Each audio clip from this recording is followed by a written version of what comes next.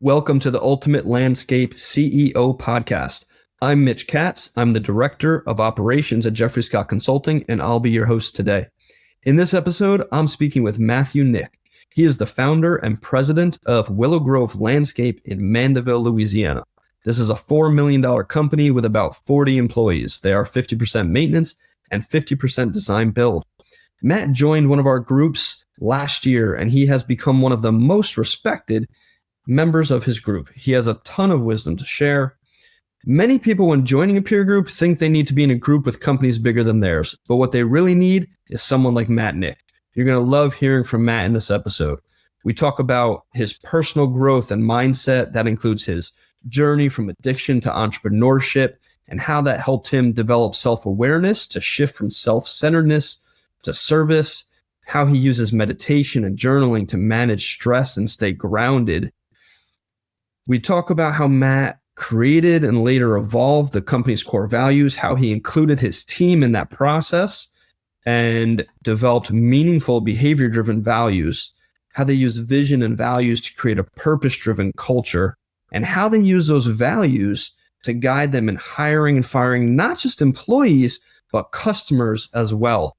Matt will talk about hiring people smarter than himself and how he's built a team of leaders and empowered them with trust and with ownership, and how he's learned to manage people to do jobs that he himself doesn't know how to do.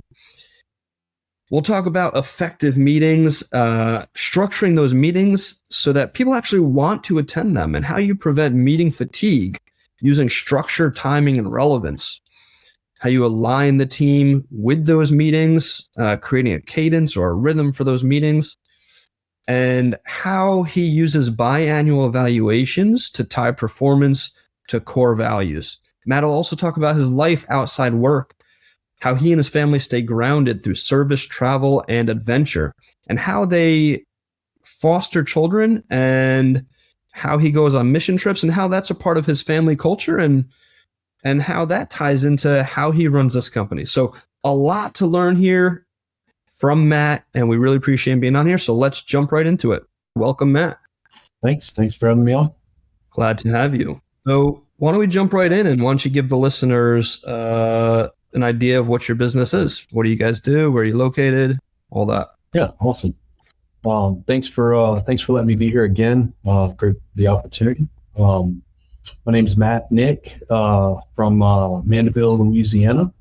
I own and operate a landscape design, build, and maintain company here, and our focus is high-end residential and high-end commercial projects. We've been operating for about 8 years. Do around $4 million in revenue. About 50% of our business is maintenance, and the other portion is design build. What else? Did you say what you're shooting for 2025 in terms of revenue? Shooting for 4.2 million in revenue for 2025. So shooting for 4.2 million, you're 50-50 maintenance and DB. That's all residential, you said? No, high-end residential and commercial. High-end residential and commercial, 50% maintenance, 50% design build. Okay, so let's go back to the beginning, Matt. Tell us how you got into the business, how it all started. It started up in the Midwest. Was a laborer in the field, working for a design build company in Minneapolis, St. Paul area. Worked up there for a couple of years. Worked my way up into a project management position. Settled down with my wife. We got pregnant with our first son, and decided we wanted to be closer to home. So we moved to Louisiana, where I took a job at a mostly maintenance and enhancement company. It was about a $20 million company, mostly mow and go. Focus was maintenance and enhancements. I was a quality production manager. And then after a year of doing that, they promoted me to a branch manager position, where I did that for about a year. Culturally didn't feel right. Culture was tough. And the company up in the Midwest called me up and asked me to come back to work for them. So I accepted a position of chief operating officer for them.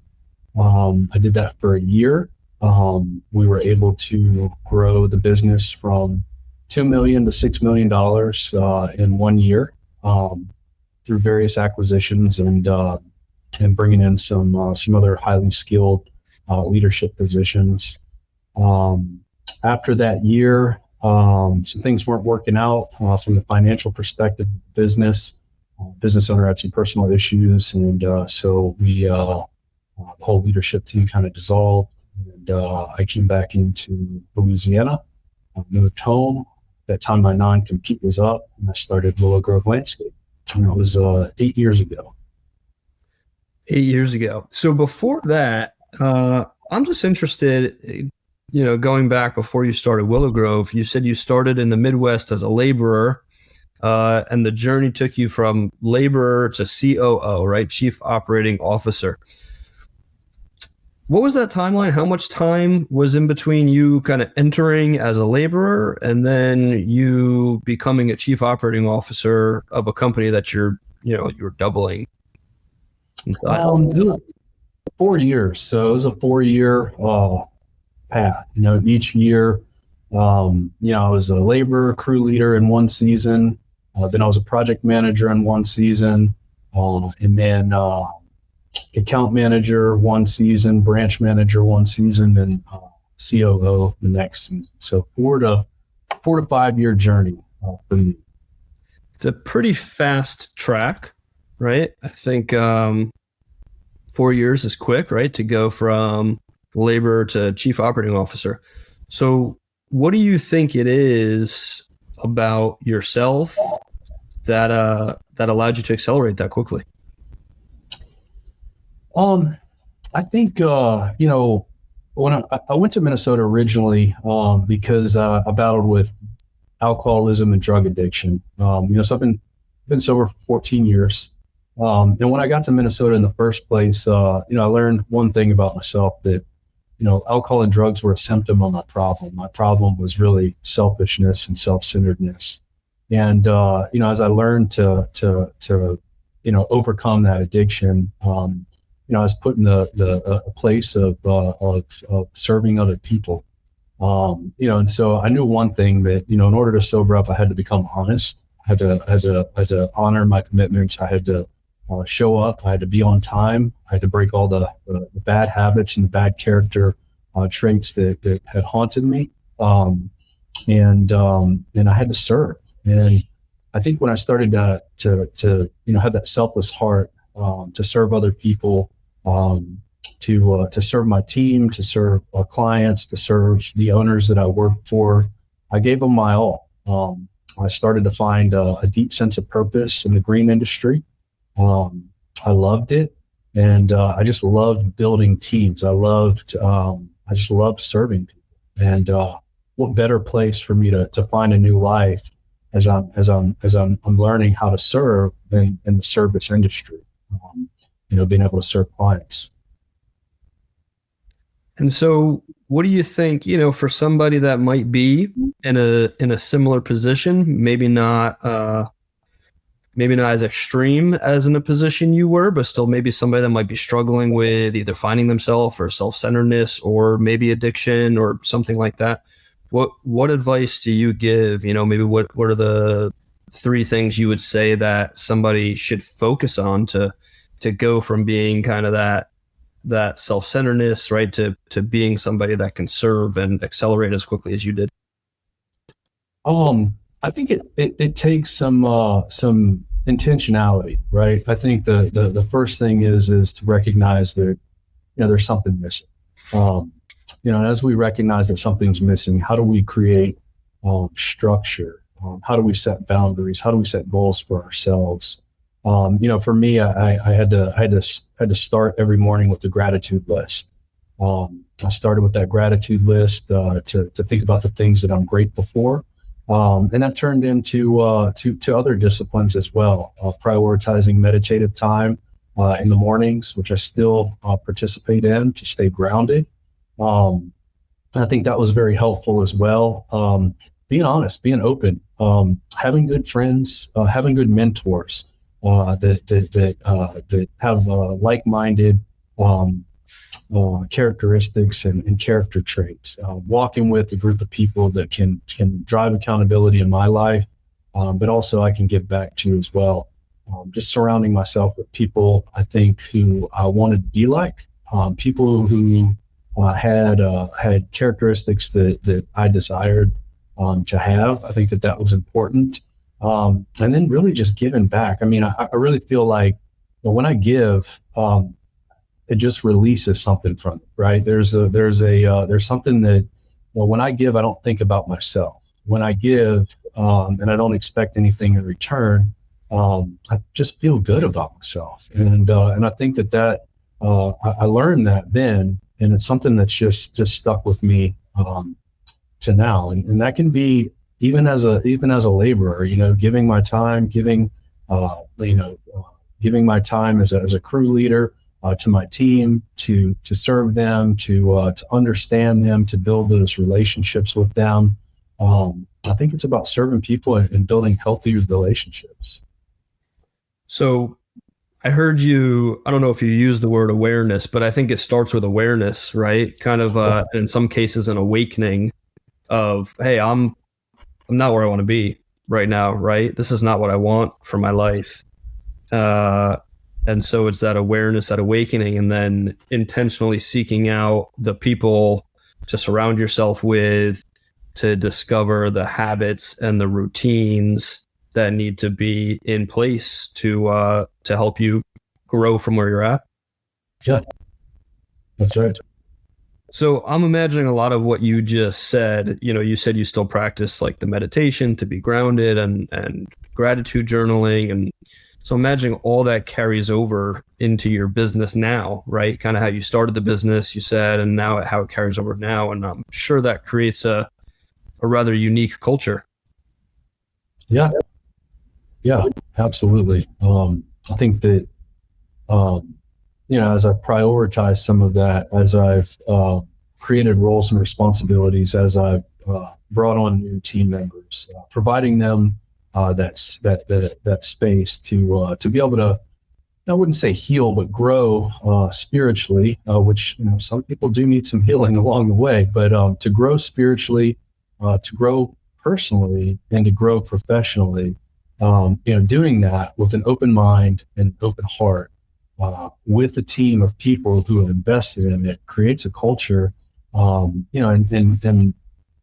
I think that's unmatched. Some of our first core value was integrity, right? Which is something that was, foreign to me back in the darker days. But as I had that awakening that you referenced, it became like the first thing that I have to lead with is integrity. And then, service was a core value, which still is a core value.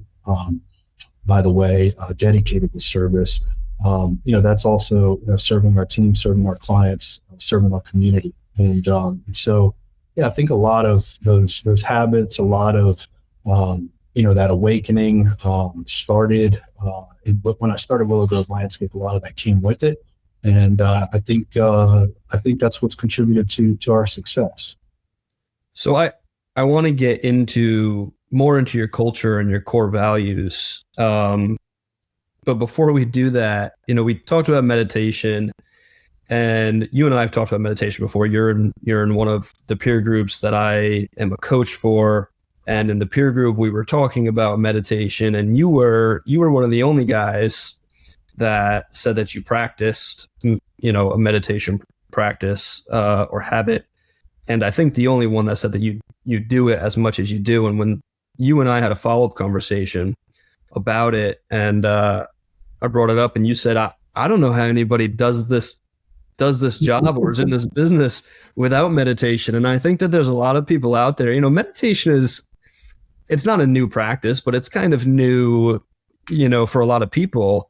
And I think there's people that are curious about it, want to do more of it, maybe have tried it, but just have difficulty with it. Some people that may be even resistant to it because they just can't wrap their minds around what it really means or what it does. And so I think it it would be helpful if you could talk about how it helps you remain, successful and remain grounded, like you said, and how it could help somebody else, another CEO in the green industry, how it could help them, and maybe a tip or two.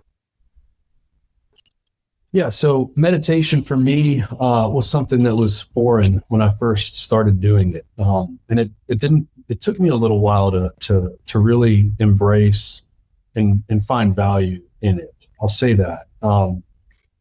As a high functioning, CEO visionary, my thoughts, my mind is constantly spinning, right? I'm constantly thinking about the next strategy or what needs to happen next, always forward thinking, solutions driven, thinking about what the next problem is or what the next opportunity is, and how we're going to get over that. And so I think for me, when I'm always living in a place of just a rapid mind racing, and I have children at home, right? I have 3 boys. I have a wife. They're all young. We're doing sports.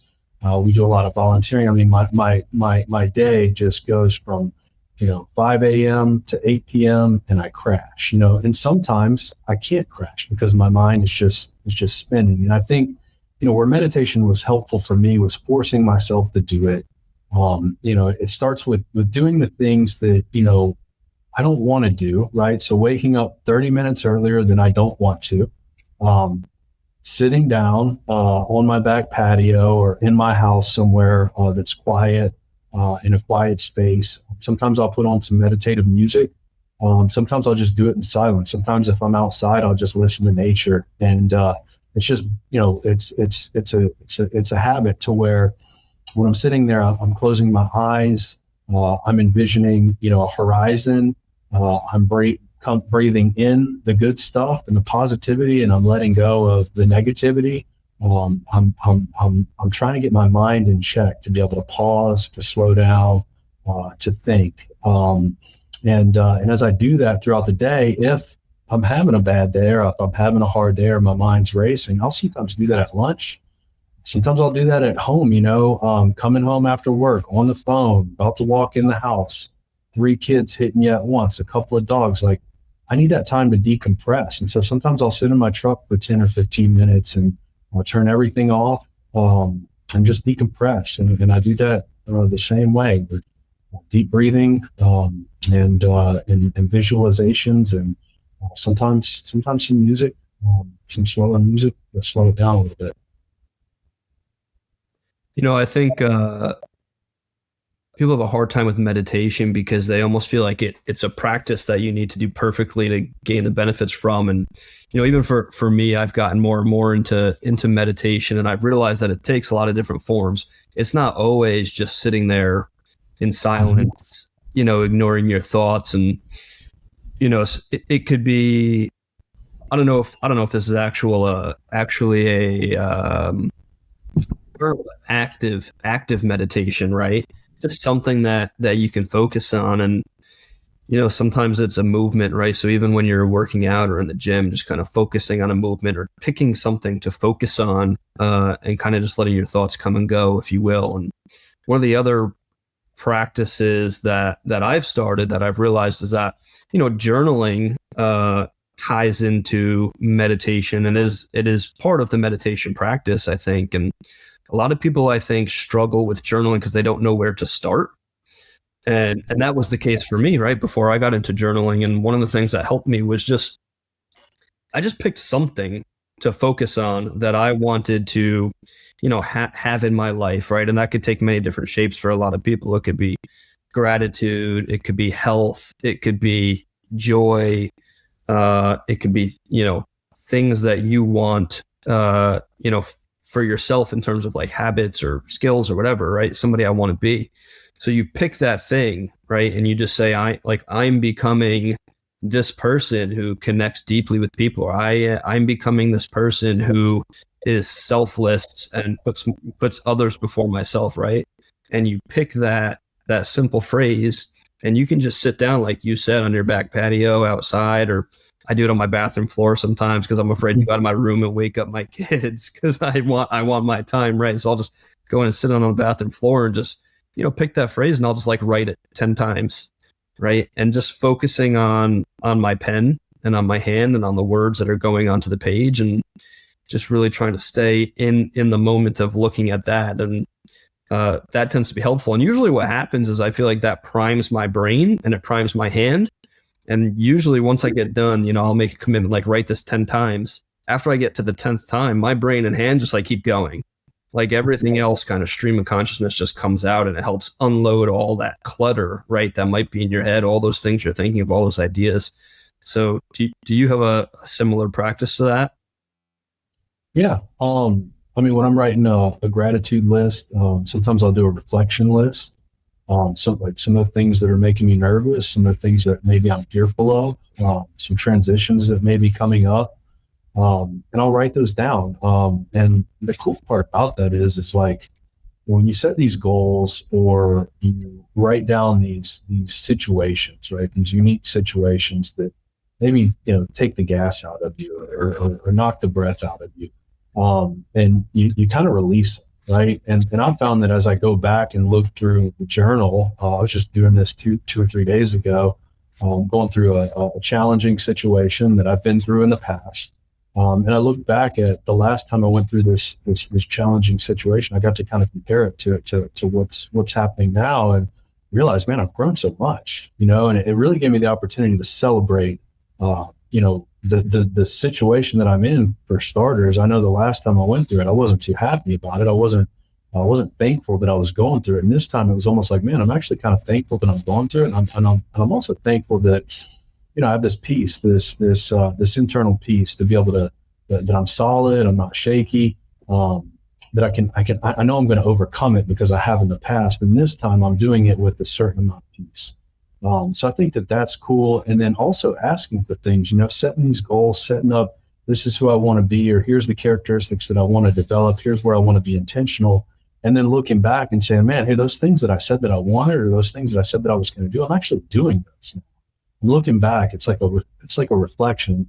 I tell you what, man, I hate handwriting. Like my handwriting is so bad. And I think that that's what sometimes stops me from journaling is I'm like, all right, my hand's going to hurt. I'm not going to be able to read it. Like I have all these reasons why I don't have time or I don't want to do something. But I tell you what, looking back on it, it makes it so worth it. Yeah. So when you journal, you do it in handwriting? Yeah. You know what? I share your kind of where you're at too. Like if I write quickly, my handwriting is very terrible, and I tend to write quickly because I'm just a fast-paced person, right? And I want to kind of get through what I'm working on. But I think that's why it's so helpful, because it forces me to slow down, right? It forces my mind to slow down and just really focus on where I'm at in the moment of what I'm doing. So I agree with you. It's super helpful for that reason. And I definitely would encourage people to do the practice in handwriting. There's something different about writing with your hand than typing. Mm-hmm. All right, let's focus back on your core values, right? I think that we've covered the fact that one of the unique things with your business is your culture and your values. So let's talk about that. Just list out. Let's just start with listing out your values. Yeah. So our values, we recently changed them this year, and so the first value is faithful generosity. Our second value is dedicated to service. Third value is lead with authenticity. And the fourth value is unified relationships. And so you said you just redid them. So after 7 years, you redid them. So what prompted you to redo your values? I feel like the values that we had before, like I said, integrity was one of them, right? And I felt like that was just a requirement. That wasn't something that we were going to hold somebody accountable.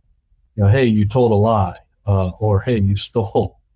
No, that's like immediate dismissal, right, for us. And so, we wanted our values to be more of who we are. But so some of those, like passion, the values that we had previous were integrity, passion, teamwork, service, and relationships. And so those are, not to interrupt you, but those are pretty common, right? Values, yeah. I think that you hear throughout the industry. Yeah, and I think that they're important. And I think, as I started the business, I had values before I collected a first check, right? I mean, I had a business plan and had the values, had the website, had a lot of time. I think it took 3 months just in planning the business and forecasting. And, so those were what we created. And I was always a little bit protective of them. When this time around came, we just found that with the team that we had, we were moving in a direction that was far greater than the values that we had listed. And so as we started talking as a team and we started understanding some of the impacts that we were making in the industry, aside from landscape, and that kind of started, our conversation about changing our values to be a little more inclusive, but also to speak to the heart of our team. And so we kind of did a vote as a leadership team. We talked about it, and then we said, let's roll our sleeves up. Let's start figuring out what our values are. And that started with our leadership team going to their team, their direct reports, all the way to the guys in the field, and doing a couple of assessments, bringing it up in a couple of the meetings. And then kind of just compiling all this work that they had done, and sitting down in a room and going through the values and seeing what we're passionate about, who we really are, and then we kind of selected them and wordsmithed them and made them almost come alive. And so we started monitoring them for a year.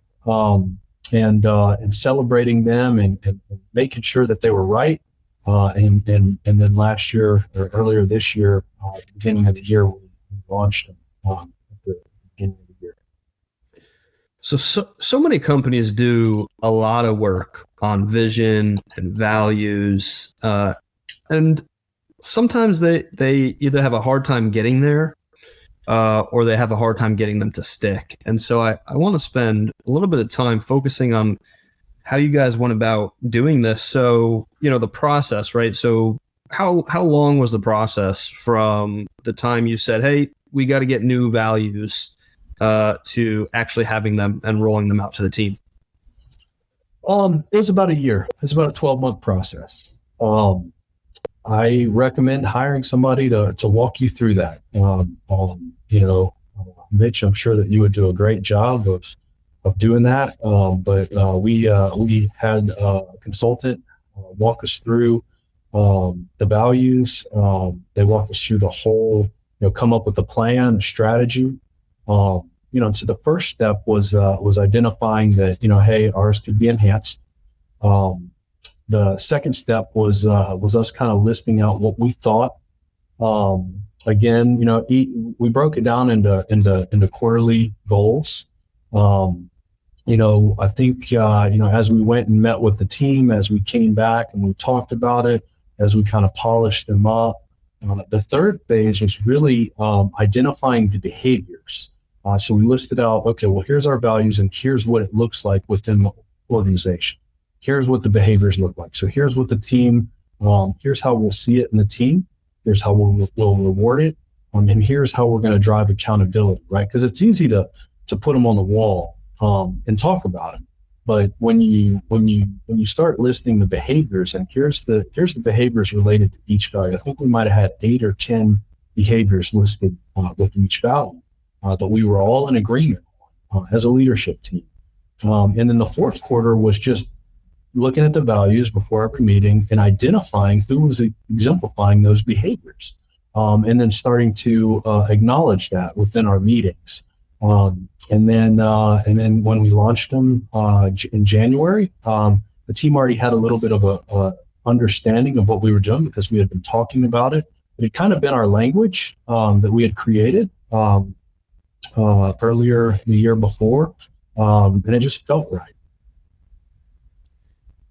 So there's so many follow-ups related to the core values. We could spend the rest of our time on the call talking about values and how to put them into place. And yes, you're right. We at Jeffrey Scott Consulting that's part of our, our roadmap process. we work through creating values. And I think there's two key things I think related to values. One of them you said already, which is, if you have to do it anyways, like integrity, like that's not a value. That's just like, we have to do that, right? Right. Like safety. Yeah, of course. Right. We need people to be safe. So really like getting beyond that, right? Defining who we are with those values is key. And I think the other piece of it is having values that stand the test of time, right? That will be relevant almost no matter what work you're actually doing, right? And also being willing to hold people to those values, right? Not having something that, 75% of the time we're going to hold people to that. Like, no, like we have to be willing 100% of the time to hold people to these values. And so, when it comes to values for you, at the end of the day, you took a year, you said, to kind of select them and implement them and put them in. And how then do you get buy-in from the team, right? I think sometimes you'll get people who are like, what do we need values for, right? We come to work, we work hard, we get the job done, we go home, we all get paid, and let's move on. What do we need values for, right? So how do you get the team to understand the importance of the values and buy into the values that are chosen? I think the vision and the mission actually help give it some substance. And so I think when we're able to live and breathe our mission, right? When we're able to connect people to a deep sense of purpose, which that's part of our mission, right? We want to connect our team, our clients, our community to a deep sense of purpose. And I think as we do that through our values. One way that we manage the values is on our employee evaluations. We grade them on their values. We grade them on performance, but a larger part of the assessment that we do is on their values. Biannual evaluations based off of values. Raises, promotions, all based off of values. Hiring, firing, and promoting, all done with our values. But I think one of the things that we do that we try to do is we have a focus of the week. So every week our managers are meeting with the team members, and they have a value of the week that they focus.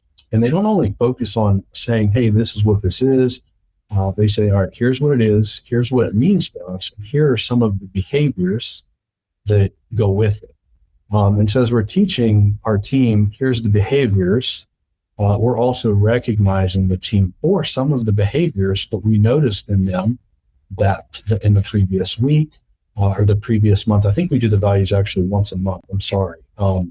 There's another focus of the week. So the value of the month, and then we highlight them, we celebrate them. And then when we have our all hands meeting or our town hall meeting or our get everybody involved, we vote. We vote, and then we nominate who over the past quarter has displayed this core value and why. And when we do that, it's towards the end of the meeting. One of our leadership team members will get up and read off all the things that we as a team have said about this person and how they've displayed these values. So they've been voted by their peers. The leadership team has signed off on it, and we've also gotten some handwritten notes from others to say, why did this person receive this value? And we read it off to the team. And then I think they get like a $50 gift card as well. Give them a little incentive to continue that behavior for each value. Yeah. So you're saying it's not just about, hey team, here's our values, right? And posting it up on the wall. It's about building it into everyday routines that the team is going through. Yeah. I mean, one of our leadership team members, we had a new hire. I think this is pretty cool. We had a new hire a couple of months ago, an admin position. And she mentioned her manager, hey, I really don't think this guy likes me. And he, so we brought that to him, and he sent her an email and broke down how he's I don't want to say failed, but how he could have done better in each value along the way of letting her know, hey, I do like you. I'm for you. There's no, and it was really cool to see him use himself and put himself in that position to be apologetic to this new hire, but to also show what it means to our values, or what it meant to our values when we didn't show her this behavior. So I thought that was pretty neat. What about a time when you had a high performer that wasn't aligned with the values?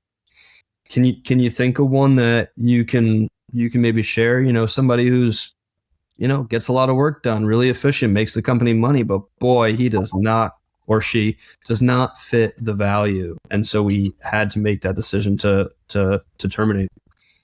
Yeah, I think over the, in the earlier days, it was a lot harder, to do that. With the team now, it's been a lot easier. Generally, and there's been times when, we're in an industry that our competitors do some pretty wild stuff, right? There's guys who show up, they've been beat up, they've been brainwashed, they've been mistreated, they have trust issues. And so they come in, and for us, it's we want to open our arms and our hearts and give them grace, right? We want to say, okay, we understand where you've been. So we're compassionate, we're empathetic to where they've been.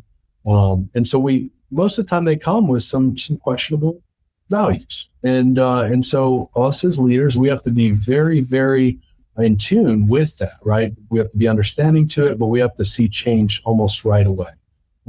And so generally we give them 3 months. We do that 90-day evaluation. Again, we're grading them on the values, right? And so we're giving them out of a 5-point scale on each value that we have. There's behaviors listed. And so we let them know up front. And sometimes it's hard, sometimes it's hard to say, hey, I'm giving you a 2 here because I saw you behave this way. But 9 times out of 10, they straighten up. They have a decision to make after that evaluation. And then we do another one every biannually. So they'll get 2 within the first 6 months. Generally, they don't last more than 6 months. Every now and then they might make it to the 9-month because we wanted to give them a chance, or they've said, hey, you know what? I agree with that assessment. I'm going to work on these things. And so we come up with a treatment plan for them to work on those things. Now, I'm not expecting people to come in and know what faithful generosity means. Most people think of like, oh, I'm going to donate money, right? No, it's how am I going to give with my time? Like, how am I going to give with my talents? How am I going to use maybe some resources that don't necessarily fit my job role or responsibilities, but I'm going to show up in that capacity. If I have a plumbing trade and I'm a supervisor, maybe I can help with some plumbing work or something like that. And so we want to recognize people who go above and beyond. But again, not everybody comes in with an understanding of what it is. So we really want to expose them to it. And a part of the way that we do that is through that evaluation process. So that's once the evaluation process is kind of once they're on board, right, into the onboarding process. How do you identify these values, if these values exist, or if there's any kind of deficiency in the hiring process? And if there is a perceived or suspected deficiency that seems, like it's possible to overcome, how? So I guess there's a 2-part question, right? How do you identify that deficiency, or whether they fit the values? And then number 2, if there is a deficiency, how do you address that upfront proactively? I think just through the questions that we have, our interview questions, we have a standard set of interview questions that we ask new hires. And through that, most of them are open-ended questions. And so as we're asking those questions, we're giving them a rating right then and there, same as our 5-point scale on the behaviors. We're not necessarily asking, but we're trying to identify any weaknesses, anything that may be compromised. And through that, we'll ask them questions. We'll be direct and upfront about it. Maybe if there's a concern of ours, we'll ask them, a question that is an open-ended question. And how did you deal with this in your previous job? Or how would you have dealt with a certain situation if this person, did something that was not right with, or not aligning with our values? We're just asking. just up front. I'd rather get it out there. I'd rather ask the uncomfortable questions on day one, or before day one starts, right? I'd rather not get to, month two and all of a sudden start having uncomfortable conversations. So that's how you identify whether they're going to fit with the values. The other part of it, the second part of my question is, how do you address a deficiency, a perceived or found deficiency? And I guess maybe the answer is, well, we don't hire them if there's a deficiency. But I'm wondering if there's ever a case where it's like, well, it seems there's a deficiency, but it seems like they probably just have no awareness towards that or something. So would you say something like, hey, it just seems like, here's one of our core values. It seems like you've never had exposure to this. And so coming into the business, we're going to need to see you do X, Y, Z, right? Is that a conversation that happens? Yes, absolutely. I think as they're, part of our onboarding process is for them to meet with each division manager and spend some time with them, maybe a couple of hours with them. And so as they come in, we're prepared. We kind of know the gaps that exist. And again, we hire people from this industry, and sometimes they come in with broken methods, it's bad habits, bad customer relation skills. And so we just have, we had a guy come in a couple of years ago his goal was to always get deposits because the company had poor cash flow, right? And so he's like, I just want to be your deposit getter. I'm going to go get these deposits. I got these deposits. And it took us about a month or two to help him transition from, hey, we're okay. We don't need deposits. We need you to sell good work. It's not about deposits, it's about selling good work.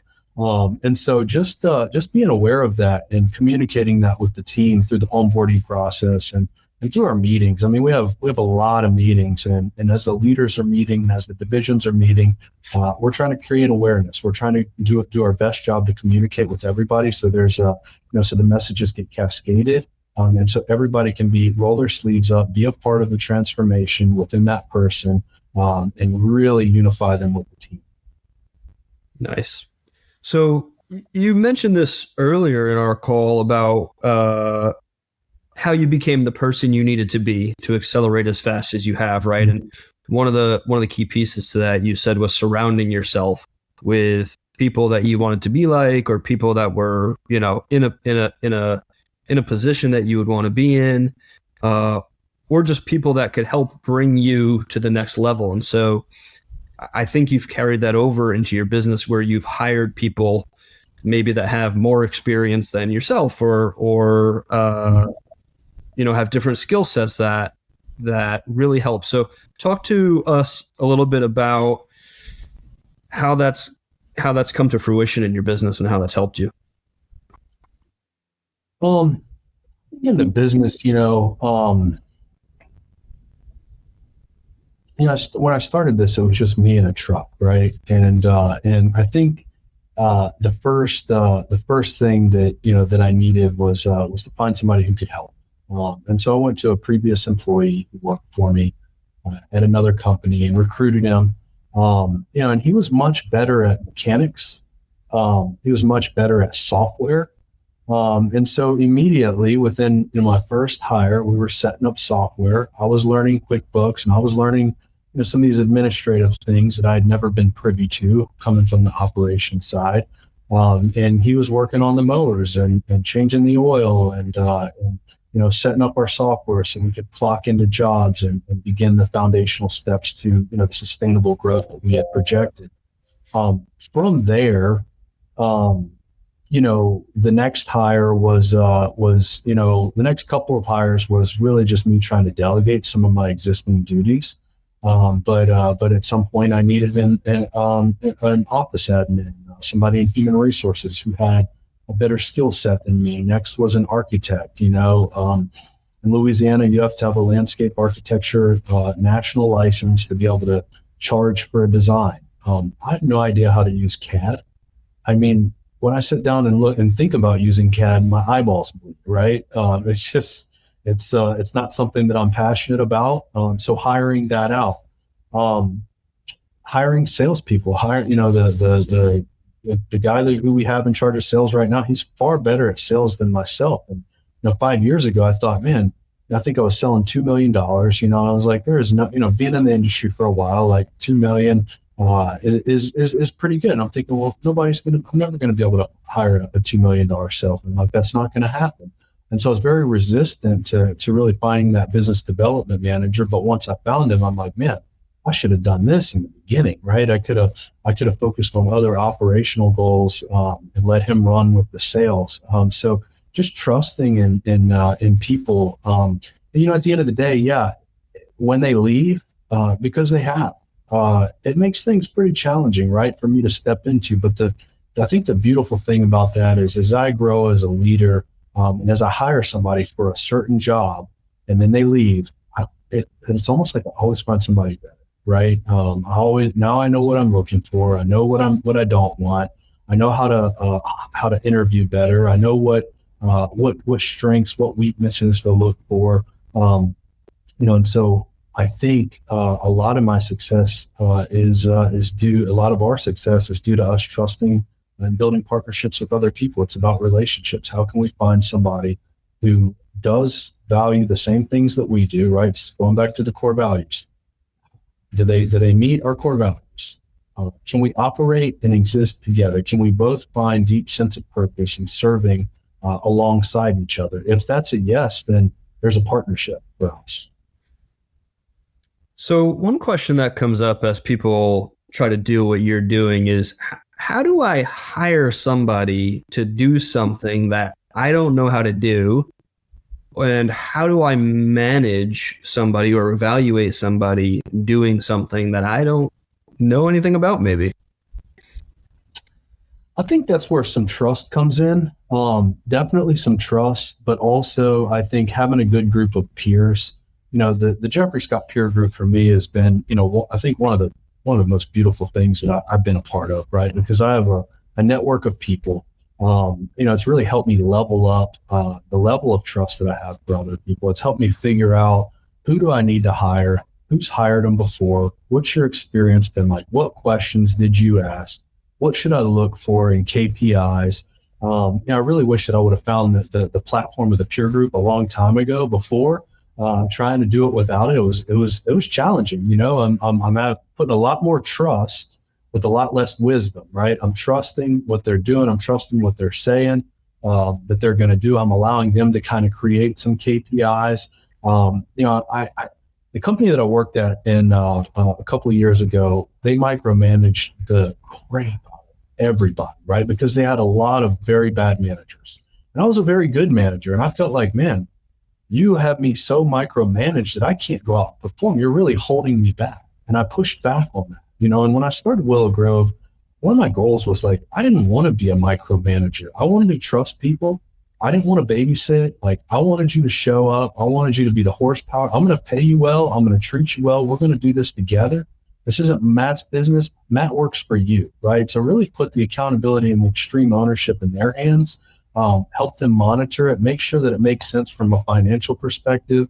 And I learned a lot of hard lessons along the way. But the past year and a half, 2 years that I've been in the peer group, Mitch, I feel like that's like my board of directors, right? I can call on them. I can ask their experience. They put me in the right direction.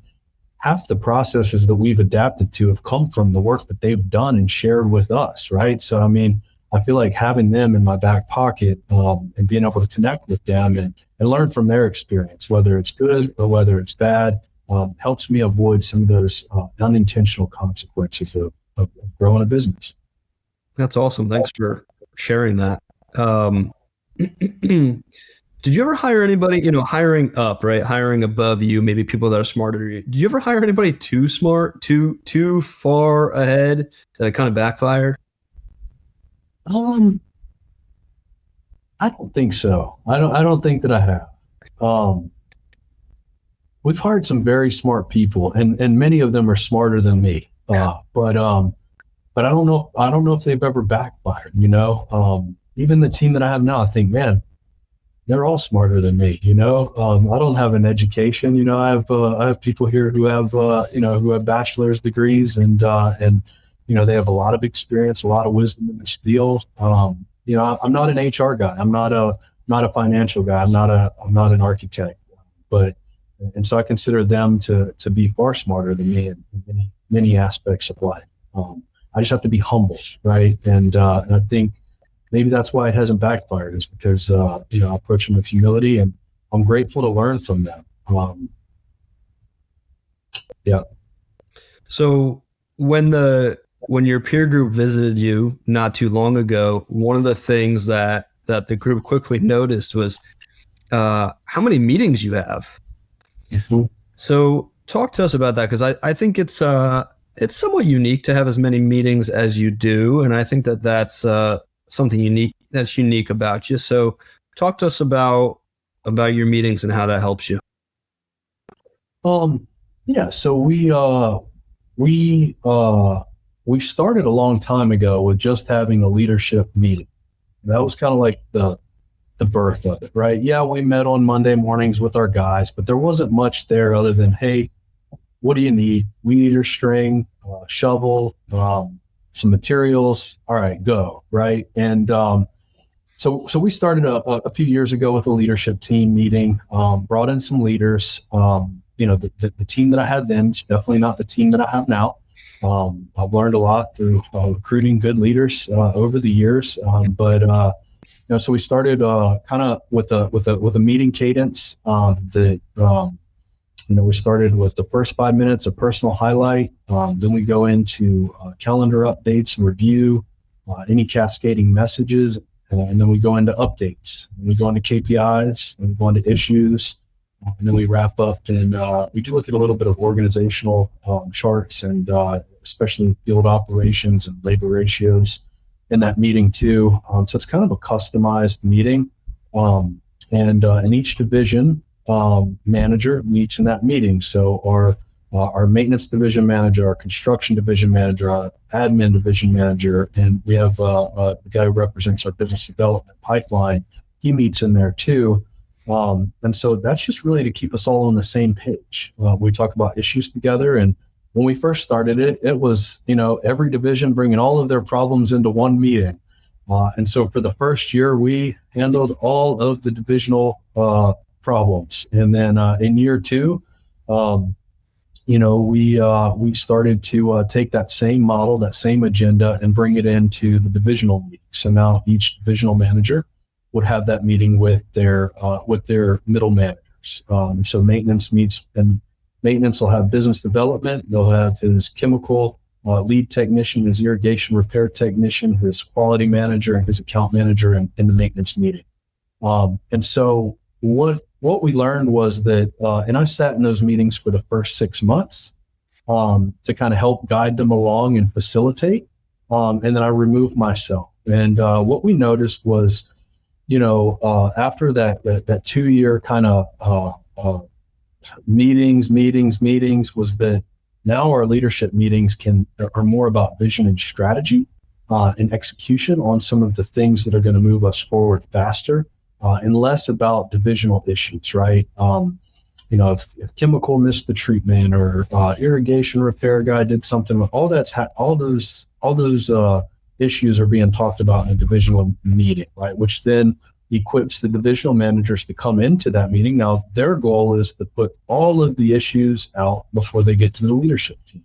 And so they do a really good job using that agenda and following that agenda. And with that, the same thing, we have quarterly meetings with our leadership team. And then after those quarterly meetings, we bring that to the field operations team, and we have one big meeting, breakfast, do a little bit of training, kind of bring back some of our big discoveries and things that we've worked on or have been working on.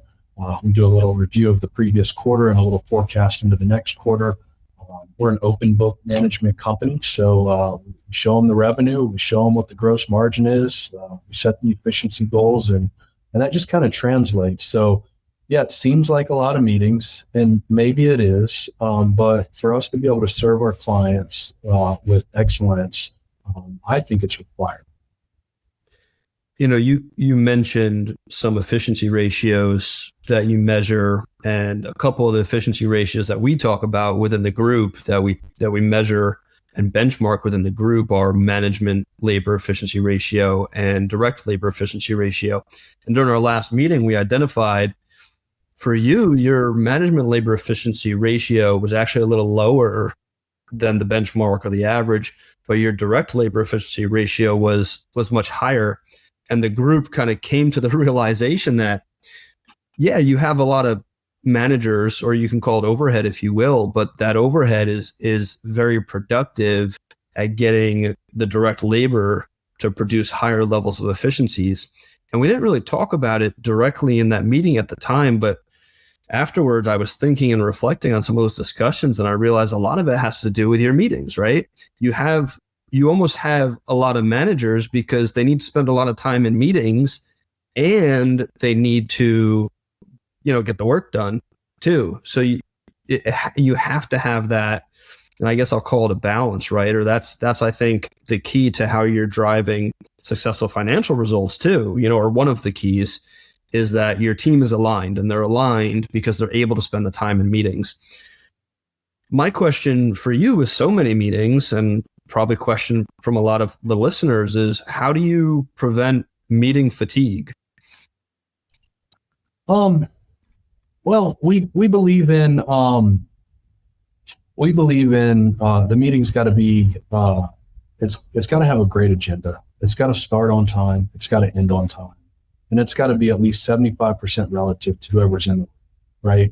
And so our business development manager sometimes only sits in for the first 20 minutes, and then he exits, right? And so if there's a position, I think our irrigation service technician, he might come in for the last 10 minutes, or it might be the first 20 minutes to give any updates that the maintenance division may need.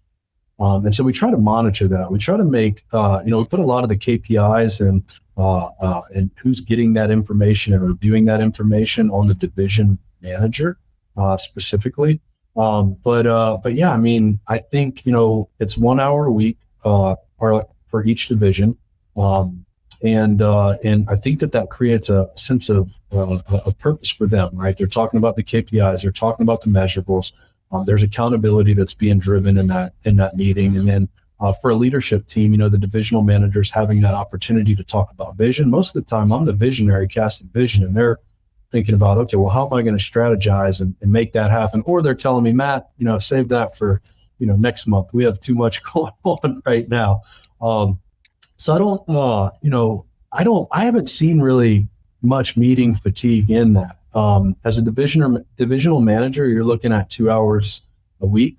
Obviously there's probably an hour or so of getting the KPIs to be able to bring to one of those meetings. So you spend a couple hours a week doing that. If you're a middle manager, or if you're a middle manager, you're probably only in meetings for 1 hour a week. So a middle manager would be what positions in your company? Well, I wouldn't say middle manager. I guess I would say admin. If you're a quality production manager, if you're an account manager, if you're a project manager, field manager, I would consider those to be kind of middle manager people. They're partially in the office, partially in the field. So let's do that kind of scale. Actually, I like looking at it this way. So like if you're a foreman or a crew leader, how much are you spending in meetings a week? So crew leaders and foremen spend about 30 minutes. About 30 minutes a week? I think that they spend 15 minutes in Monday meetings, and then throughout the week, they might have a 5-minute quick stand-up meeting with their direct supervisor, Tuesday, Wednesday, Thursday. And then that's about it. So about 30 minutes a week in the morning. So other than those quick stand-ups with their manager, the only other, is it then their biannual review, or are there other?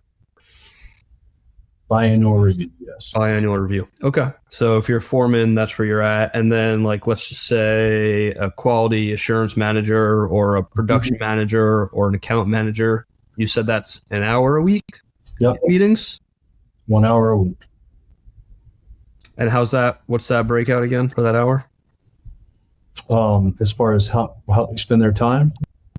Yeah, in the meeting. So is it like what meetings is it? I guess.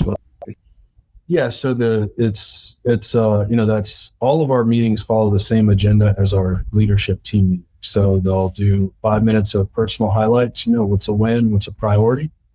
Then they'll go into updates or calendar, if anybody's going to be off, what dates are they going to be off, where are they going?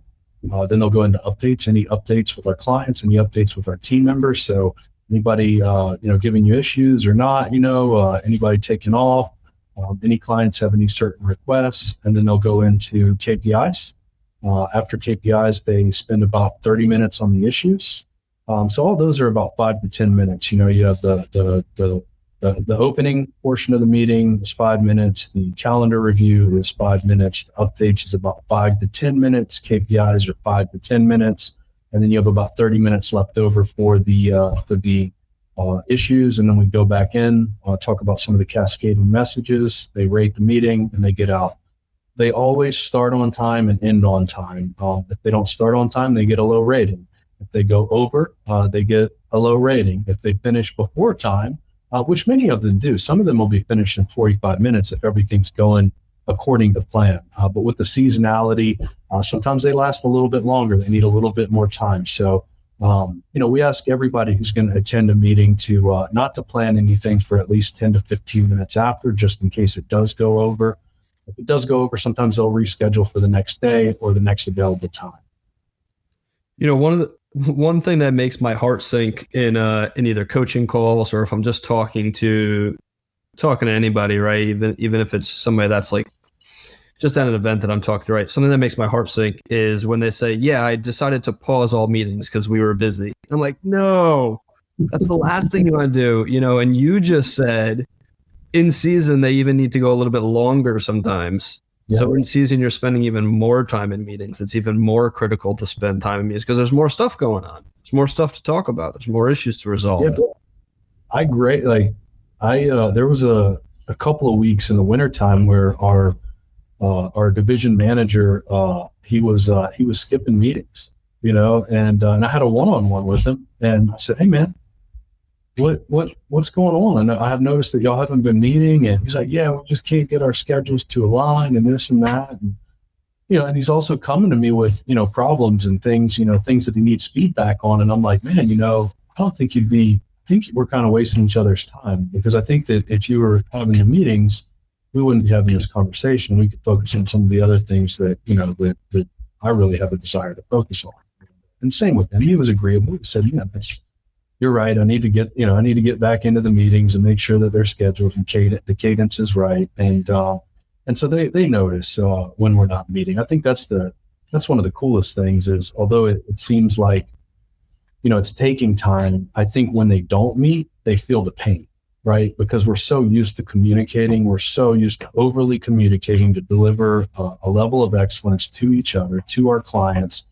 We have so many different things going on in one contract, that everybody's got to be there to talk about. Everybody's got to be there to talk about what's going on.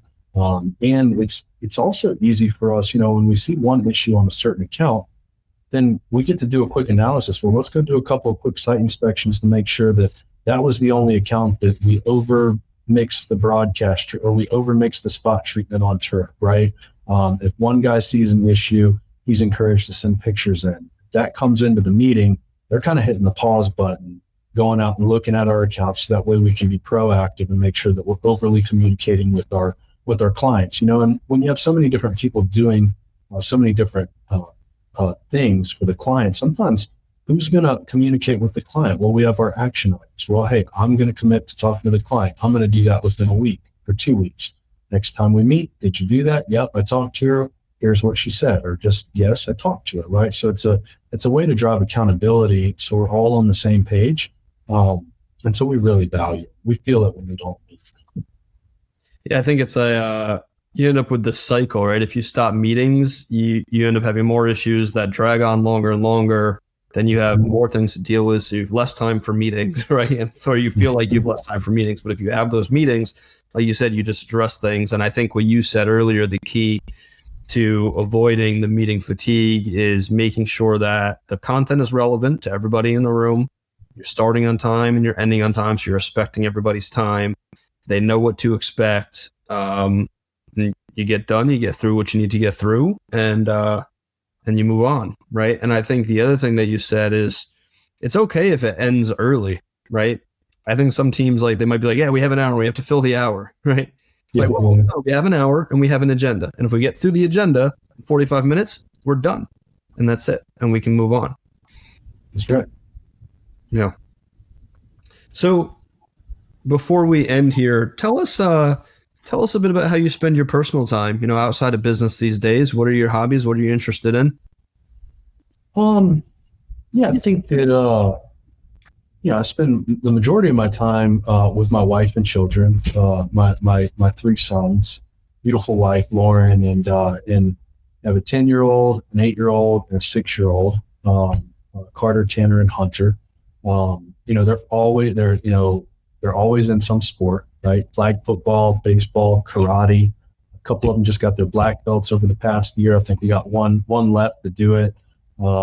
Teaching them some discipline and building their character, and we love to give back. We love to serve as a family. We foster children in the community. That's a big part of our heart, especially my family's calling is to love the unloved. And right now we have a little 5-pound, 4-week-old little girl, little Peanut, in our house, and so she's been the joy of our home, and we're just honored to be able to take care of her.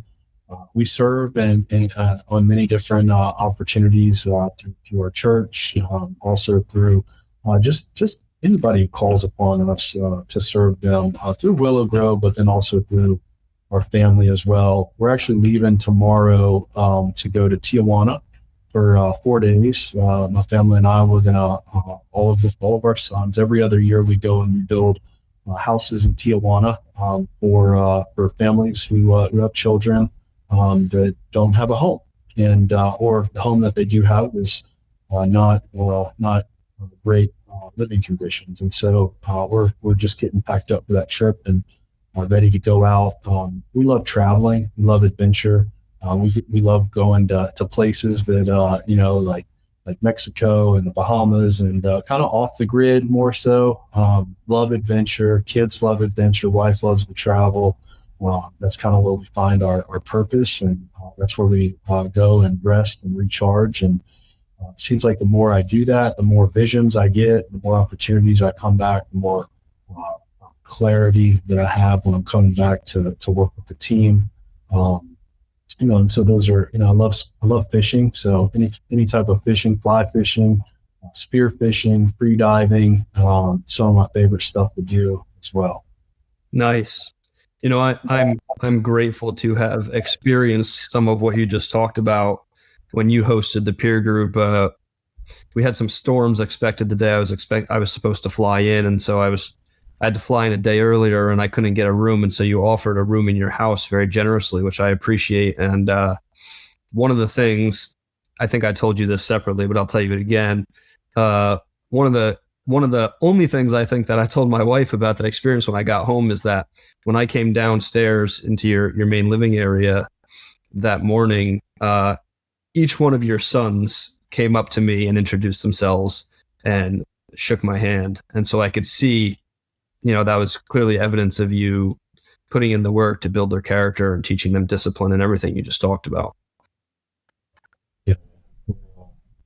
We're blessed. We 3 awesome boys.